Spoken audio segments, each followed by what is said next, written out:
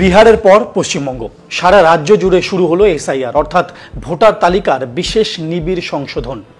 এমন আবহে চায়ের দোকান থেকে শুরু করে ট্রেনের বগি কিংবা বহু অফিস কাছারিতে এখন সবচেয়ে বড় প্রশ্ন হলো যে এসআইআর তো শুরু হলো এবং কয়েকদিনের মধ্যেই বাড়িতে ফর্ম আসবে, তারপরেই দেখা হবে ভোটার তালিকায় আদৌ আমাদের নাম আছে কিনা। রাজনীতির বাইরে সাধারণ মানুষের এখন সবচেয়ে বড় প্রশ্ন হলো ভোটার তালিকায় আমাদের নাম আছে তো। এই কারণে বহু মানুষজন ইতিমধ্যে পুরনো ভোটার তালিকা ঘেটে নিজের নাম খুঁজে বার করার চেষ্টা করছেন। অনেকের চিন্তা এইটা ঘিরে যে 2002 সালে ভোটার তালিকায় তার বাবার নামটি ছিল কিনা। ফলে বাংলার অলিতে গলিতে আবারও ফিরে এসেছে সেই চেনা গন্ধ, ভয়ের গন্ধ, ভোটের প্রাক্কালের ভয় এবং এই ভয়ের বাতাবরণে রাজনীতি। নমস্কার, আমি মনীষ এবং আপনারা দেখছেন সিভিএনএন চ্যানেলের স্মার্ট সল্টলেক, সবার জন্য সব সময়। আমাদের আজকের বিষয় হলো সারা দেশ জুড়ে এসআইআর এর দাপট।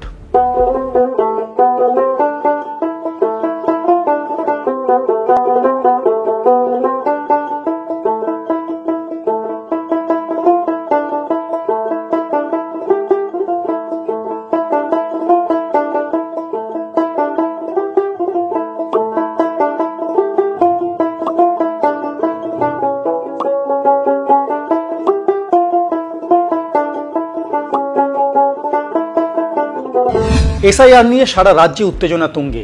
এরই মধ্যে বহু মানুষ ব্যস্ত হয়ে পড়েছে বিভিন্ন রকমের পুরনো নথি, বিভিন্ন রকমের পুরনো কাগজ, তথ্য এক জায়গায় করতে। এদের মধ্যে থেকে কিছু মানুষ যারা জানেন যে কোন কোন কাগজ এখন নিজের কাছে রাখতে হবে নিজেকে ভারতীয় প্রমাণ করার জন্য, তারা কিন্তু ইতিমধ্যে তা শুরু করেছে। কিন্তু যারা জানেন না তারা বিভিন্ন জায়গায় ঘুরে বেড়াচ্ছেন এই মুহূর্তে দাঁড়িয়ে ঠিক কি করতে হবে, তাদেরকে কি কি কাগজ নিজেদের কাছে রাখতে হবে নিজেকে ভারতীয় প্রমাণ করার জন্য।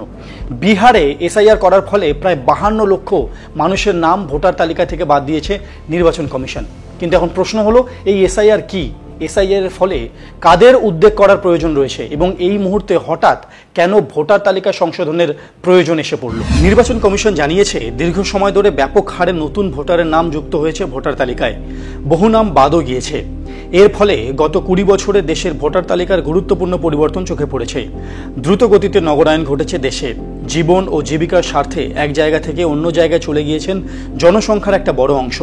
কিন্তু অন্য জায়গায় গিয়ে বসবাস করলেও আগের জায়গার ভোটার তালিকা থেকে নাম মোছেননি বহু মানুষ, বরং নতুন জায়গায় আবার নতুন নাম তুলিয়েছেন। কমিশনের ভাষায় এটা ভোটার তালিকার শুদ্ধিকরণ অভিযান। যারা বেঁচে আছেন অথচ মৃত ভোটারের তালিকায় চলে গেছেন তাদের নাম ফেরানো হবে, মৃতদের তালিকা থেকে বাদ দেওয়া হবে। আবার যাদের নাম এই দেশে থাকারই কথা নয় তাদের নাম বাদ যাবে। অনেকের মতে বিষয়টি শুনতে যতটা সহজ কিন্তু প্রশ্ন অনেক। কিভাবে বোঝা যাবে কে বৈধ কে অবৈধ? কমিশন সূত্রের দাবি 2002 সালের ভোটার তালিকা হবে এই যাচাইয়ের মূল চাবিকাঠি। যাদের নাম বা পরিবারের নাম সেই তালিকায় আছে তাদের নাগরিকত্ব নিয়ে প্রশ্ন উঠবে না। বাকিদের ক্ষেত্রে লাগবে প্রমাণ, এক বা একাধিক সরকারি নথি। সিইও দফতরের ওয়েবসাইটে 2002 সালের তালিকা প্রকাশ করা হয়েছে ইতিমধ্যে। তখনকার বিধানসভা এলাকা অনুযায়ী ভোট গ্রহণ কেন্দ্র মিলিয়ে নাম রয়েছে কিনা তা যাচাই করতে পারবেন ভোটারেরা। প্রয়োজনে রাজনৈতিক দলের বুথ লেভেল এজেন্টদের সাহায্য নিতে পারবেন ভোটাররা। প্রতি বছরই ভোটার তালিকা সংশোধনের কাজ করে নির্বাচন কমিশন। নতুন নাম নথিভুক্ত করার সঙ্গে সঙ্গে মৃত এবং অবৈধ নামগুলিকে বাদ দিয়ে নতুন করে ভোটার তালিকা প্রকাশ করা হয়। কিন্তু নির্বাচন কমিশন মনে করছে যে এই প্রক্রিয়া যে একেবারেই নির্ভুল এবং নিবিড় তা কিন্তু একেবারেই নয়।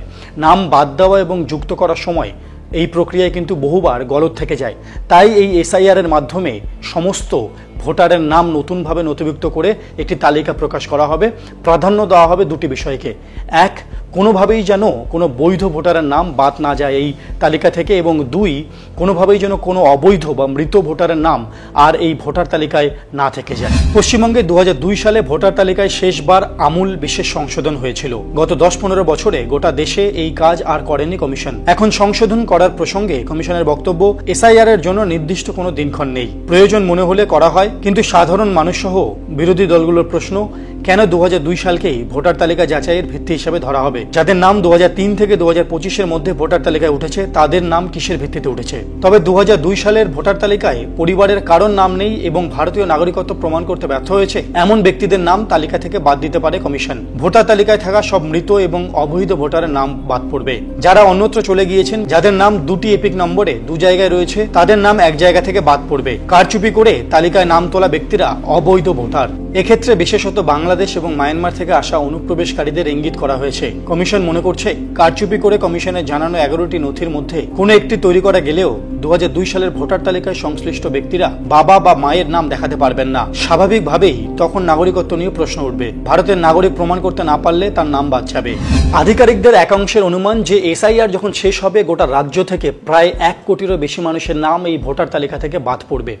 তাদের যুক্তি হলো যে 2002 সাল থেকে 2025 সাল পর্যন্ত মৃত এবং অন্যত্র চলে গিয়েছে, অর্থাৎ অন্য কোথাও চলে গেছে এমন ভোটার এর সংখ্যা প্রায় 75 লক্ষ, এবং তার সঙ্গে সঙ্গে গত 23 বছরের অবৈধ ভোটারের সংখ্যা যদি যোগ করা হয় তাহলে সংখ্যাটি প্রায় 1 কোটি ছাড়িয়ে যাবে।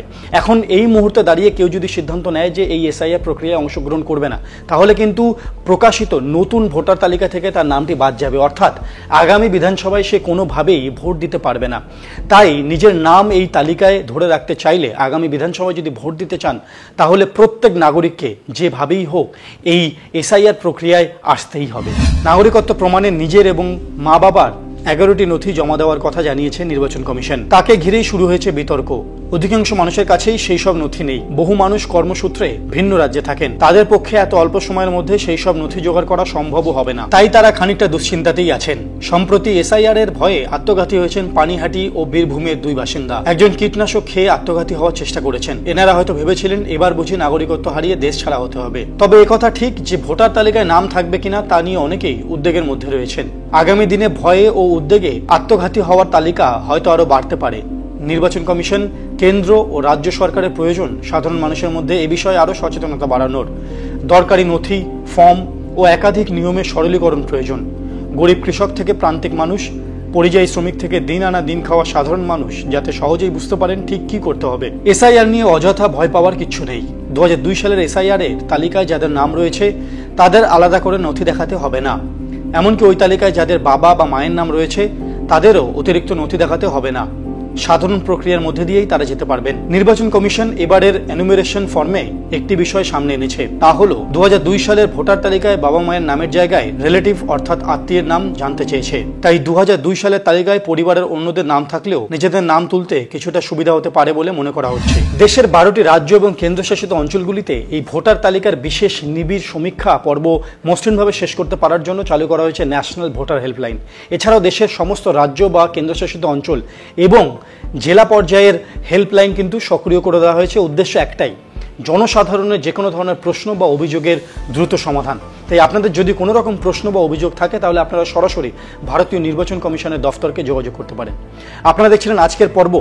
সারা দেশ জুড়ে যেভাবে এসআইআর এর দাপট এবং ভয় নেমে এসেছে, এই পর্ব নিয়ে আপনাদের কোনো মতামত বা বক্তব্য থাকলে আমাদেরকে অবশ্যই জানান নিচের ভিডিওর কমেন্টের মাধ্যমে, এবং দেখতে থাকুন সিভিএনএন চ্যানেলে স্মার্ট সল্টলেক, সবার জন্য সব সময়। নমস্কার।